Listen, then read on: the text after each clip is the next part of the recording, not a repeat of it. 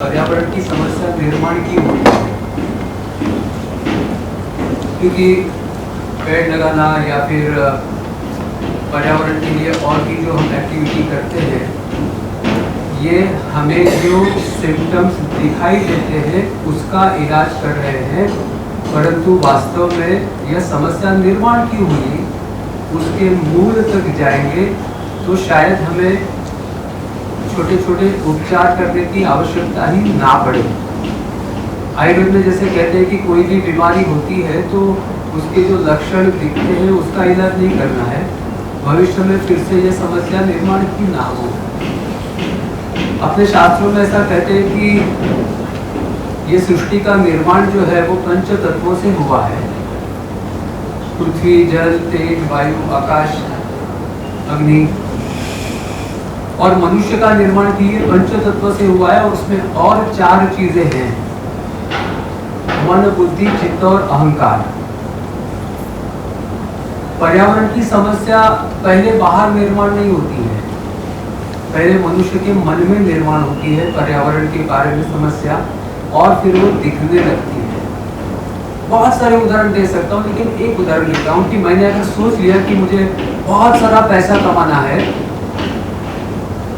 और उसके लिए जो भी करना पड़े मैं करना आरंभ करता हूँ, फिर उसके लिए मैं केमिकल फैक्ट्री, प्लास्टिक का या और भी कोई भी ऐसा बिजनेस कि जिसकी वजह से पर्यावरण को हानि होने वाली है, वो मैं नहीं सोचता हूँ, क्योंकि लोभ पहले मेरे मन में आरंभ हुआ और उसके कारण से पर्यावरण की हानि सामने दिखने लगी।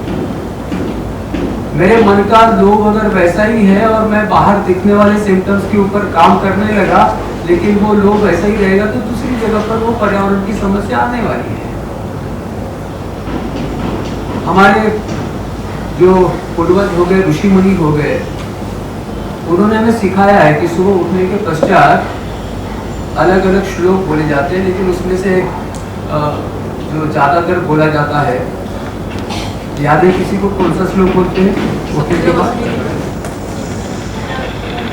समुद्रवसने देवी पर्वतस्तन मंडले विद्युपते नमस्तुभ्यं पादस्पर्शं क्षमस्व। ये धरती माता, आप मेरी माँ हैं, तो उसको पोल्यूटेट करने का अधिकार मुझे नहीं है।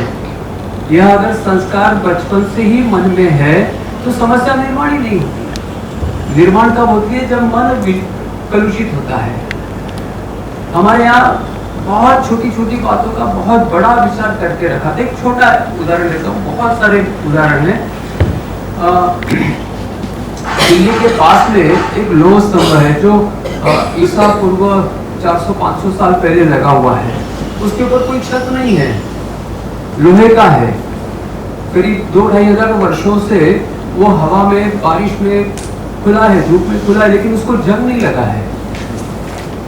आज दुनिया के जितने भी हाईएस्ट टेक्नोलॉजी के मेटोलॉजिकल लैब हैं, उन्होंने सेंट्रल गवर्नमेंट की परमिशन लेकर उस खंभे के नीचे से थोड़े थोड़े टुकड़े लेकर जाकर उनके लैब में टेस्ट किए हैं।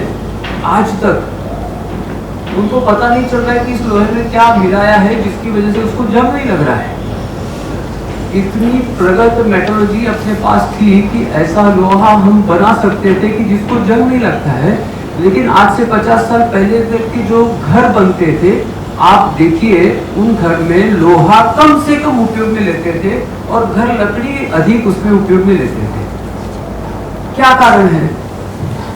क्योंकि अगर मुझे घर बनाना है तो मुझे 20 सागवान के झाड़ वृक्ष जो है वो लगने वाले हैं, तो मैं वो 20 वृक्ष लेता हूँ, उसे घर बनाता हूँ, और जहाँ कम से कम आवश्यकता है लोहे की, वो कड़ी या बिजाली जो लगती है उतना ही मैं लोहा उपयोग में लेता हूँ और मेरा घर बनाता हूँ।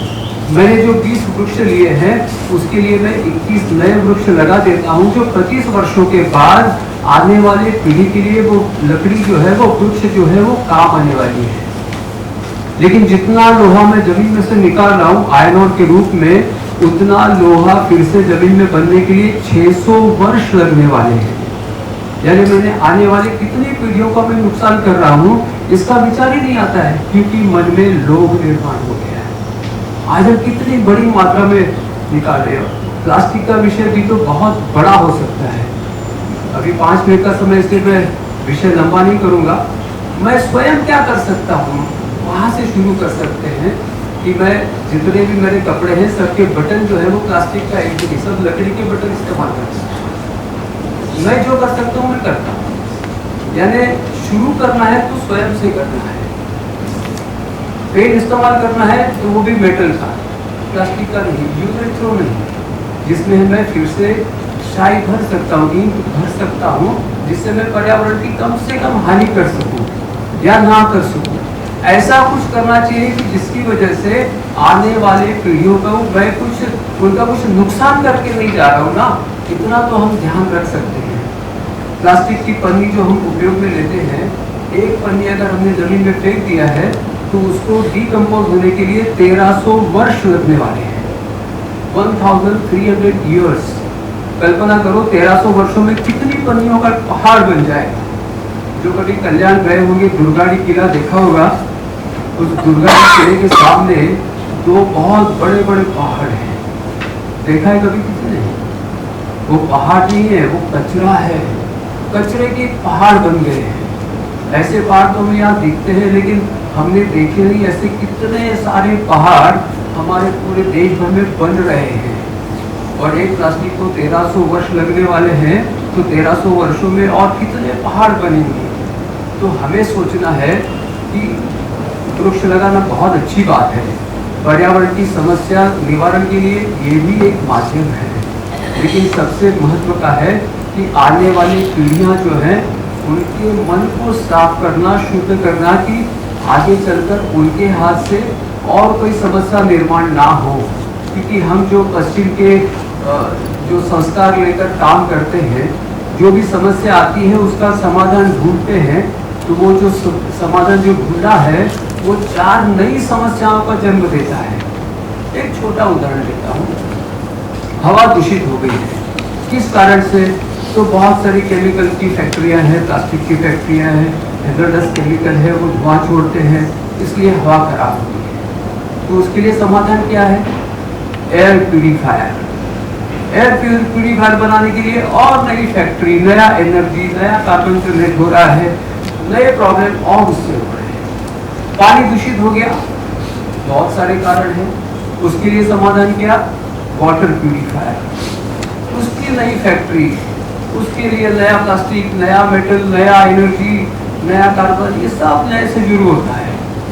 जो भी समस्याएं आती हैं उसका समाधान हमें मूल में जाकर ढूंढना पड़ेगा, कि जिसकी वजह से वो समाधान नए समस्या के लिए वो उसके लिए शुरुआत में हो।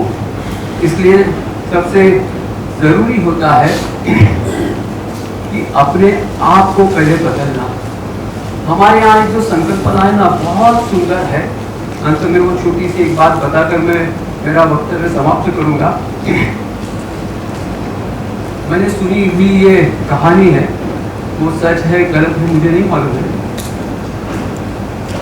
रविंद्रनाथ टैगोर एक बार इंग्लैंड जाते हैं और वहाँ के स्कूल में 5वीं कक्षा के बच्चों को एक सवाल पूछते हैं कि मैंने 10 रुपये लीटर से 5 लीटर दूध खरीदा और उसमें 5 लीटर पानी मिलाया और फिर से 10 रुपये लीटर से बेच दिया, तो मुझे क्या मिलेगा?